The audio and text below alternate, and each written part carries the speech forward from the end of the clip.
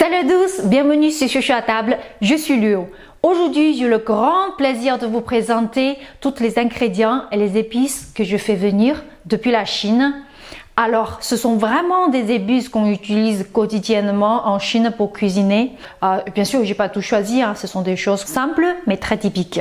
Avec ça, on peut déjà cuisiner quelque chose de pas mal. On va commencer par présenter, bien sûr, les poivres du Sichuan. Voilà. C'est pas n'importe quel poivre du Sichuan. Ce sont des poivres du Sichuan qui est très représentatif parce qu'il y a un parmi eux a gagné son label de poivre royal. Car dans les anciens temps, ces poivres issus d'une petite village nommée Hanyuan faisaient partie des tribus aversées aux plusieurs empereurs chinois depuis plus de 1000 ans. Le poivre du Hanyuan est donc incontestablement devenu le produit phare du poivre du Sichuan. Ses caractères, couleur rouge vive, taille costaud et surtout un délicat équilibre de goût entre ce piquant légèrement anesthésiant et son parfum singulier. Alors, juste légèrement au-dessus, dans ce village qui s'appelle Maoxian, son homologue qui est également très célèbre qui s'appelle Da Hongpao. Quant à ce poivre du Sichuan, a le goût de piquant beaucoup plus présent, qui donc déséquilibre légèrement son parfum. Vous voyez, ça c'est le couleur rouge. Visuellement, ces deux se ressemblent vachement. Alors, parmi ces trois, le goût de piquant poivré, le plus puissant, c'est lui, qui est fabriqué dans un autre village qui s'appelle Jiangjing. Ce dessin, c'est la carte du Sichuan. Alors, ça ressemble légèrement à une hexagone écrasée. Cette partie qui paraît déjà en dehors de la région du Sichuanais, cette partie, en fait, s'appelle Chongqing. Politiquement parlant, il est gouverné directement par le gouvernement central de la Chine. C'est pour ça, dans la carte du Sichuan, il fait plus partie de la province du Sichuan. Mais géographiquement, culturellement, c'est toujours de la région sichuanaise. Cette petite village-là, Jiangjing, produit ces petits poivres verdâtres. Son saveur est massivement dominé par ce goût de poivre piquant et son arrière-goût peut avoir un léger soupçon de notes de cumin. Bizarrement. Pour faire de l'huile de poivre du Sichuan, les baies verdâtres sont incontournables. Pour monter un niveau, ajoutez surtout un peu de ces deux pots de poivre rouge qui peuvent largement contribuer au parfum. Ça rajoute une note avec davantage de complexité. Je tiens à vous présenter ce joli piment qui vient de la province du Guizhou, encore plus sud-ouest de la Chine. Parce que Sichuan, c'est légèrement au centre, mais il est légèrement au sud-ouest. Alors celui-là, c'est encore plus le sud-ouest de la Chine. Ça s'appelle Xianladiao. C'est un piment typique de cette région. Vous allez voir. Il a une très drôle forme. On l'appelle Xianladiao. Xian, ça veut dire le fil. Parce que justement, il a une forme comme une file. Ça peut mesurer entre 50 et 60 cm. Alors, ce qui est plus, c'est que son goût naturellement fumé, c'est comme si c'est un piment qui est cuit ou qui est poussé dans des endroits où il y a de l'ardon fumé, où il y a de lard fumé, où il y a des choses fumées. Mais c'est juste,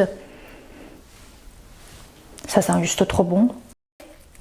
Je vous ferai des vidéos pour vous expliquer comment utiliser cette piment pour assaisonner les plats ou faire tout simplement une huile de piment, mais fabuleuse.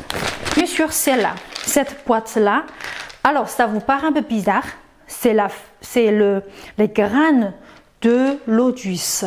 Alors peut-être vous allez me demander sûrement ce que c'est les graines de lotus. Vous connaissez la fleur de lotus, c'est joli, c'est pas nénuphar, c'est lotus. Une autre famille de nénuphar, mais c'est de lotus. Alors une fois les fleurs fanées, il va former une petite poule avec une forme assez bizarre. On l'appelle en France réceptacle. C'est bien ça, Doudou? Réceptacle, pardon, réceptacle. Alors, à l'intérieur de cette forme réceptacle, justement, ça contient des grains comme ça. Alors, bien sûr, les grains, en fait, ils sont enrobés d'un pot vert. Une fois enlevés tous ces pots verts, à l'intérieur, il y a des graines blanches comme ça. Alors, ce grain-là, bien sûr, on a déjà traité, c'est-à-dire on l'a déjà déshydraté pour se conserver mieux. Alors, en cuisine, on utilise le plus souvent, on utilise en Chine, c'est qu'on utilise pour concocter avec ce genre de champignon, ce champignon-là, ce champignon blanc. pour concocter une soupe sucrée. À part de dans cette soupe sucrée, on utilise la graine de l'eau douce, champignons blanches, baie de goji, des dattes et du sucre. Et puis, bien sûr, vous pouvez ajouter des autres choses, mais les 4 ingrédients, c'est les bases. Et puis, c'est une soupe très connue pour détoxer.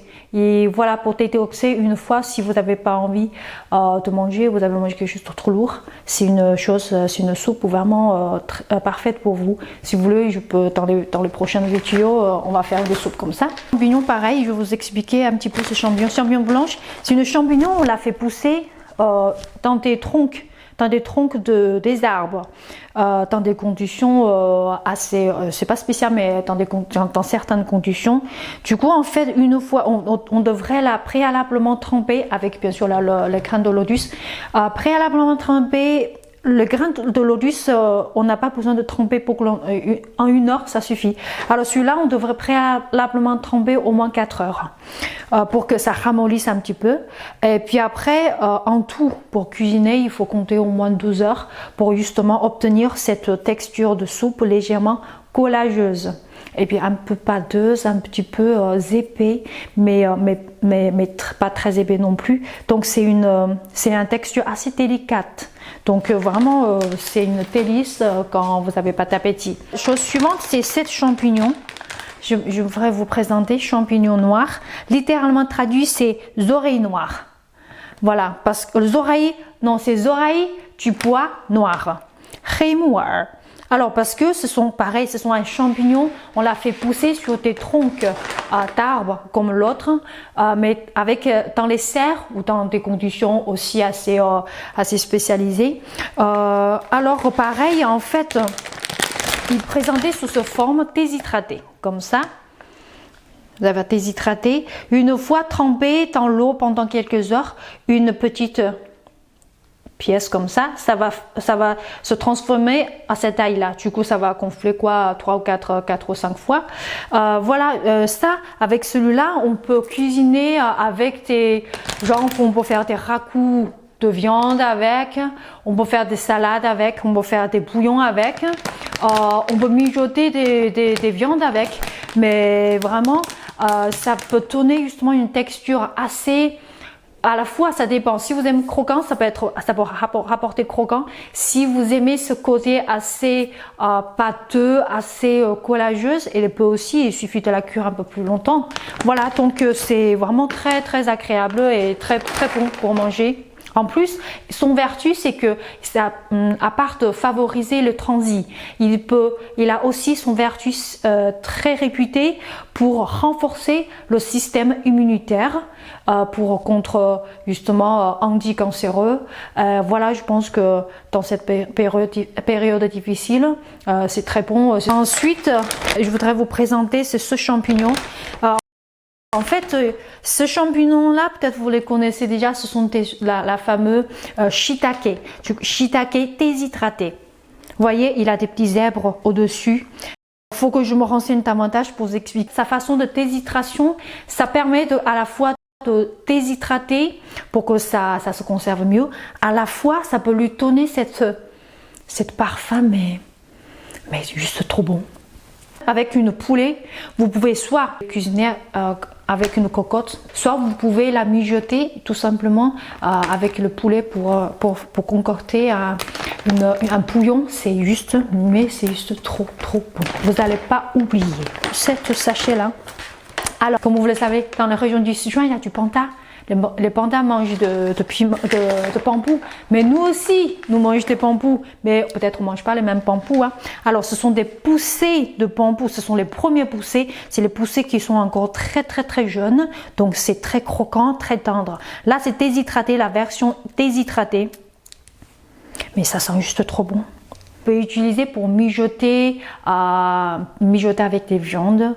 Vous faites un ragoût, genre faire le lard fumé, c'est super, c'est sublime leur combinaison, c'est juste magnifique leur association. Voilà, pareil, dans les prochaines vidéos, on va faire des plats avec. Il s'appelle Dongcai, alors que c'est un truc typique, très typique du Sichuan. On utilise ça, vous voyez, pour faire ce plat. des lamelles de petits porc, en fait, à la vapeur. D'ailleurs, je compte justement de faire un vidéo avec, comme j'ai commandé spécialisé pour ça.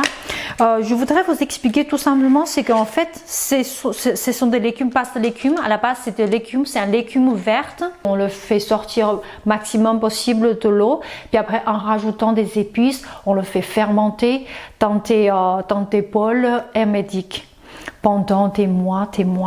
Du coup, en fait, avec tous ces fermentations, grâce à toutes ces fermentations, ça peut apporter une saveur, mais c'est juste bon.